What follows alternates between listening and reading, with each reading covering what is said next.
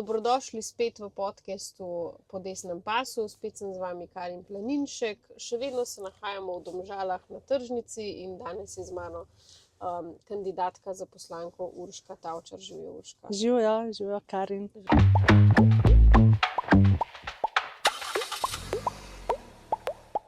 Hvala, da ste prišli. Z veseljem. Mogoče, če samo še poveš, katero kraj točno imaš. Ti imaš tukaj Mengeš. Mengeš,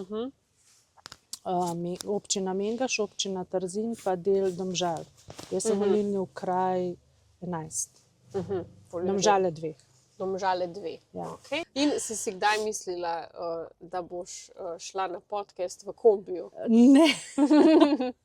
Ne, tudi ko sem sprejela kandidaturo, si nisem mislila, da bo tako izgledalo.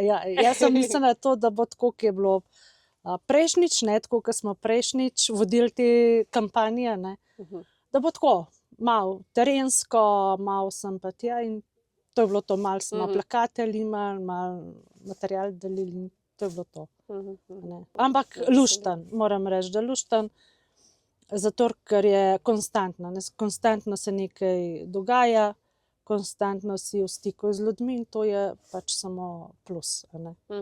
Ljudje te tudi tako na ta način lažje spoznajo, a ne, ker vseeno so volilni okraji so veliki, relativno veliki, no, in pač povsod te ne poznajo, tudi če kandidiraš v domačem. Ne? Rečemo, mene v občini Mengeš me že poznajo, Domžale pa ne, še Trzin me bolj tako. Pa s čim se drugače ukvarjaš? Ti imaš v bistvu tudi lokalne, gostinski lokal. Gostilno, pravzaprav je to domač obrt že skoraj 70 let, odprto je od 57. leta.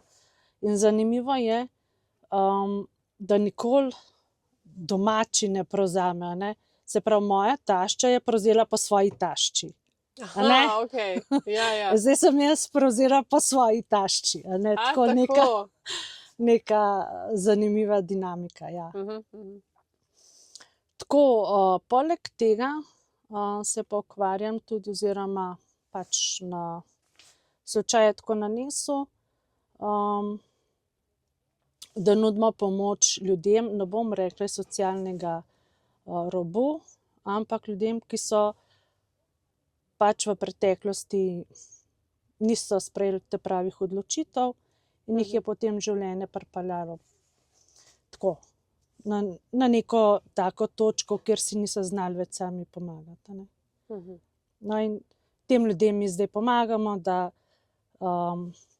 da se nazaj vključijo v lokalno družbo, da se socializirajo, da spet začutijo veselje do življenja, da hoče živeti. In to počneš sama v sklopu kakšnega društva? Ne, to čisto sami počnemo, oziroma jaz pa moja družina, ne? V to smo vsi vključeni, od najstarejšega do najmlajšega, tudi moji bratje, moram reči, mi pomagajo. Ne? Tako, naredili smo tudi sosedje, pač v obliki oblačil, ker vejo, da so te fantje, imam samo moške, vejo, da so to ljudje, ki nimajo nič, praktično nič. Pridejo s tistim k nam, kar imajo oblečen. Včasih je to tudi samo pižama iz bolnice. Ja. In potem ljudje pač vejo, s čim se ukvarjamo, kako jim pomagamo, in pol prinese ali oblačila, ali pač karkoli. In jih imate v bistvu pri sebi doma? Tako. Jim date zatočišče? Tako, pravzaprav mi to vse spremenimo v dom. Oni so pač, jaz pravim vedno, oni so del naše družine, tudi rojstne dneve skupaj praznujemo, praznike, tako, so naši. Kdor hoče, moramo pa vedeti, da pa vsi ljudje niso za to. Nekaterim bolj paše, meni je en gospod rekel, ki je žal umrl, je rekel, Urša, na sekire se, jaz sem klošar po duši. Rekel, in ti meni ne moreš pomagati. Enim je to način življenja. Tako, ti je rekel, pa je par mesecev čisto krasno funkcioniral pri nama, potem se je pa spet odločil za ulico. Je rekel, pač ne morem. In je šel je, in takemu človeku pač pustiš, pri nam ni nihče privezan. Nihče ni, zdaj moraš biti pa ti tukaj. Ne, pač vsak ima prosto pot, neka pravila so, seveda pravila so v smislu, da pomagamo en drugemu. To je vsakmu jasno, ko pride. Jaz te pomagam, ti pomagaš drugemu. Tako pač na tak način funkcioniramo. Kot družina, ne, se v družini moraš tudi pomagati en drugemu. Zanimivo, ne, ker se mi zdi, da levica je ponavadi v naši državi polna tega sočutja, lepih besed, nam se mogoče, desnici se učita, da je mogoče bolj trda, ne? Ampak potem pa v praksi vidimo, da temu sploh ni da je ravno kontra. Tam je veliko besed, dejanj pa nič, tukaj so pa dejanja. Ker jaz vedno rečem, veš, meni tudi včasih rečejo tako trda pa taka, ampak jaz pomagam, veš, jaz rečem, če lahko pomagam, ampak ne z lepimi besedami, ker tis ni nič. Ti moraš v dejanjih pokazati, da človeku hočeš pomagati. Ne moraš samo reči, ti bom pomagal priti jutri. Človek rabi danes pomoč in ti mu moraš danes pomagati, ne jutri, danes. Če mu lahko, če mu pa ne, mu pa rečeš, vprost ne morem. Pač jaz na tak način delujem tudi, ko me včasih vprašajo, ko pride tudi smrt, koliko ti je hudo. Jaz seveda mi je hudo, ampak jaz vedno pravim, ti moraš pomagati človeku, ko je živ, ko te rabi. Ne pol, ki je umrl. Pač takrat je on svoje dotrpel, takrat nimaš. Pač ti se ga spominjaš, ampak ti mu takrat nič ne pomagaš. Ti mu pomagaj takrat, ko je živ, ko te rabi. Pač tako je moje načelo. In zdaj, mislim, v bistvu imate kar dosti dela, ne? Se pravi, doma gostinstvo, potem še ta pomoč, ki jo izvajate, kako pa to, da si šla potem še v politiko, konkretno v Slovensko demokratsko stranko? Jaz sem pa tukaj sem pravzaprav sem že od leta 2010 sem članica. Včlanila sem se na povabilo prijatelja, do kdaj takole izgleda, si niti nisem mislila. Mi je bil pa všeč program. Program mi je bil všeč, to me je pritegnilo. Pravzaprav pritegnilo me je to, te vrednote, ki jih stranka zagovarja. Konkretno kaj? Družina? Družina, družina, da je osnovna celica. Družina, da tukaj ni, pač družina je v resnici tudi vse, iz česar izhajamo potem, poleg tega ponos do svoje domovine, ljudje prevečkrat pozabljajo, koliko moramo biti ponosni na svojo domovino, na deželo, kjer smo. Jaz vedno rečem, ljudje toliko radi gledajo se tuje, kaj je vse drugod, kaj imamo pa mi kakšne zaklade doma, pa vedno pozabljamo. In se mi zdi, da prav Janez Janša, da toliko poudarja, koliko lepo je tukaj pri nam doma, in da tega se čisto premalokrat zavedamo. To, pa krščanske vrednote, naši predniki, tudi osamosvojitev, pač to so te stvari, ki vlečejo, ki bi mogle vleči vsakega človeka. In potem se je to zdaj razpletlo do kandidature. Do tega. Se pravi, pol vmes sem enkrat postala predsednica občinskega odbora. V Mengšu. V Mengšu, ja. Pol sem imela malo nesreče, ko sem imela težko poškodbo noge, in takrat nisem mogla biti aktivna. Ampak glej, čas celil vse rane, tudi jaz sem se pozdravljal. In pa smo začeli malo več delati, tudi tako na promociji odbora. No, in pol so me pa so me iz strani stranke poklicala, ne pa prosili, če bi kandidirala. In meni je bila to čast. In jaz sem rekla, seveda, zakaj pa ne? Zakaj ne bi pomagala svojemu kraju, če lahko? In zdaj, če se malo tudi predstaviš še na samo politiko v naši državi, konkretno recimo področje socialnega varstva, glede na to, da v bistvu veliko daješ družbi, ne skrbiš za druge, ki so v stiski. Zdaj mi smo socialna država, in tudi to naša stranka absolutno zagovarja, ker to pač socialna pomoč mora biti opora tistim, ki so v stiski. Ampak veliko pa tudi vidimo v praksi, tudi veliko pritožb iz terena, da se je pa ta sociala mogoče že preveč razpasla. Da se je začel že izkoriščati sistem. Kako to popraviti, kaj ti praviš na to? Delo bi moglo postati vrednota, ne nekaj, kot se ne splača. Sej tudi meni se v gostilni vedno ne splača delati. Ampak delam, zato ker vem, da delo mene krepi, tudi miselno, nas psihično nas krepi, ker v življenju ni vedno vse lepo, pride marsikaj nam na pot in če imamo zdrave misli, ti lažje pol vse premisliš pa skalkuliraš, če si če si miselno aktiven, če pa nisi, če pa samo študiraš, kdaj bo prišla, tistega 20, tista socialna, se ti pa pol fučka za cel svet, skozi. Nimaš več pol nobene motivacije, da bi delal, da bi sam nekaj ustvaril. Sej tudi rečejo, se mi tudi ne splača, solato doma saditi.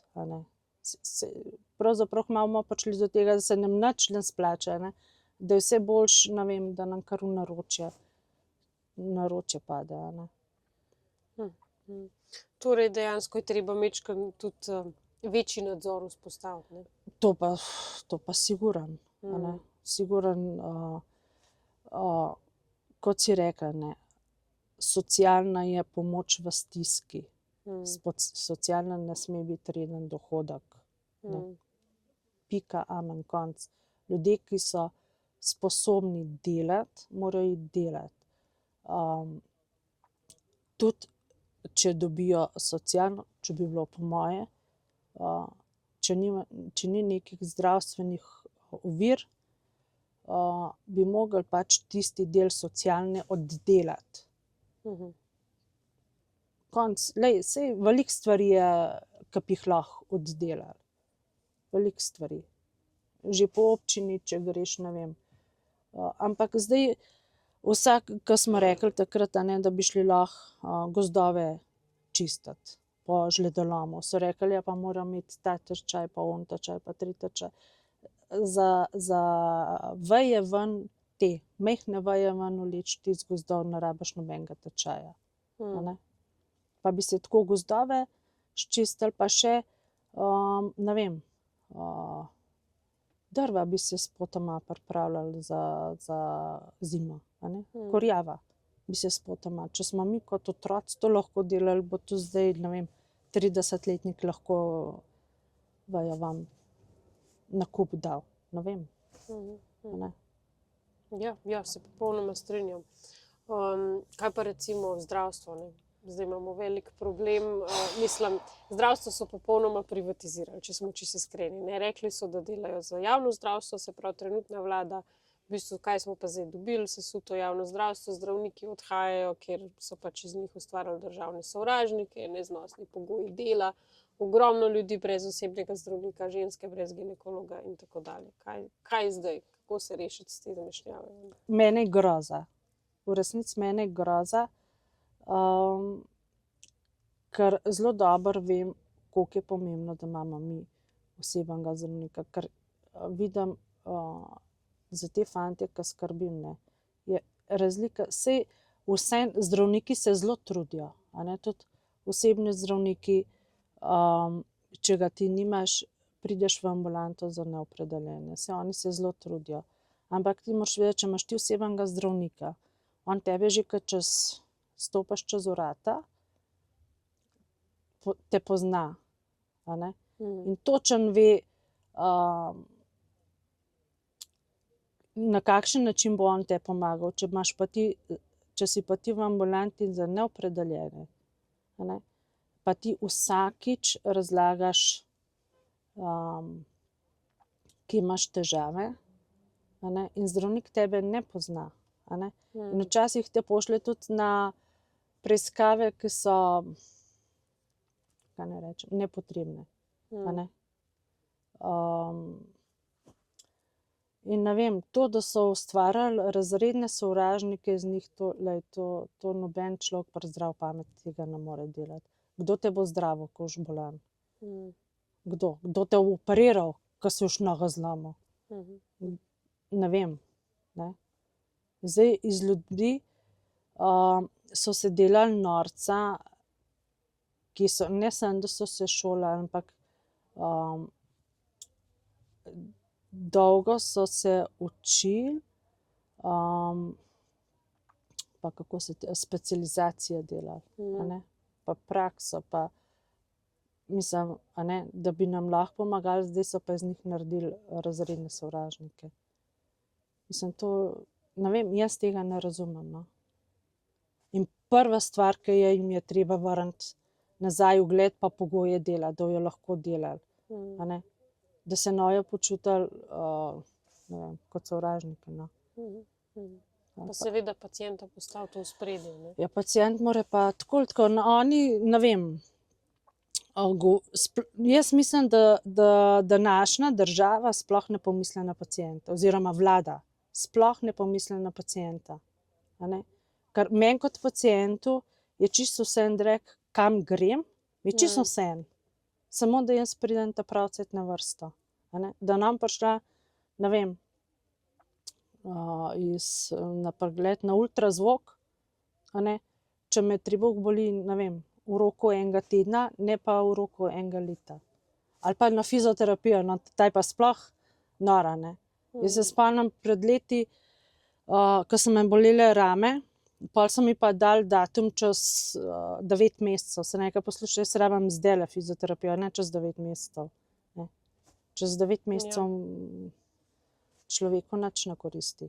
Je rekla, ne, gospa, saj vam bo glih pomagali. Glej, jaz zdajle ne morem premikati, ne, kam do 9 mesecev. Ja, in tako te pol enostavno prisilijo, da greš pač nekam samoplačniško te stvari urediti, a ne. In pol plačuješ dvojno, ali pa včasih še trojno, ne, če imaš še neko dodatno zavarovanje. Ja. No, in ravno to mi je bilo najbolj smešno, ko so rekli, da te zavarovalnice, a ne, da so bogatile na račun dodatnega zavarovanja, ne, in da zato je šlo vse zdaj na državno zavarovalnico. Državna zavarovalnica je pa koliko v 3 mesecih ugotovila, da so pa v minusu, a ne, da ne morejo pokrivati teh storitev. A ne, in da zato je treba dvigati zdaj prispevek za obvezno zavarovanje. Ja, pa smo na istem. No, mislim, kako če so, mislim, vprašaj logično, če so skozi vpili, da oni bogatijo na ta račun. A ne? Ja, verjetno so hoteli prekanalizirati ta denar iz Tako. privat sektorja Ja. v pač to javno veliko blagajno in pol mešetarijo s Ja. tem denarjem tako in drugače, ne. Je treba pač, tudi SDS ima tule eno rešitev, ne, za omejitev korupcije Tako. v zdravstvu. In Tako sicer- za urad za referenčne cene, a ne. Mislim, Mhm. saj to je bilo noro.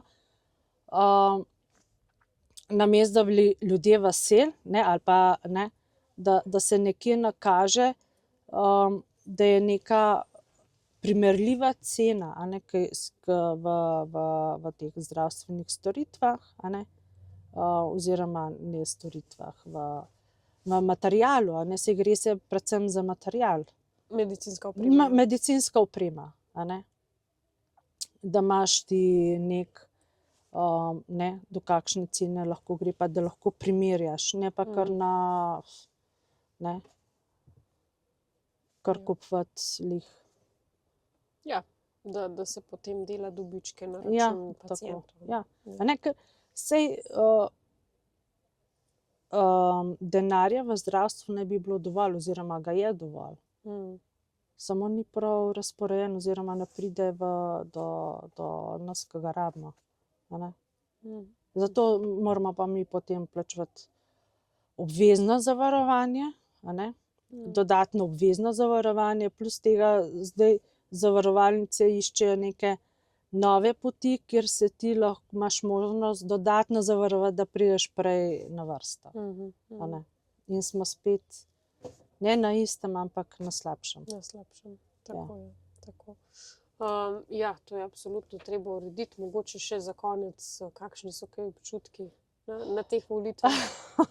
Ja, občutki so dobri.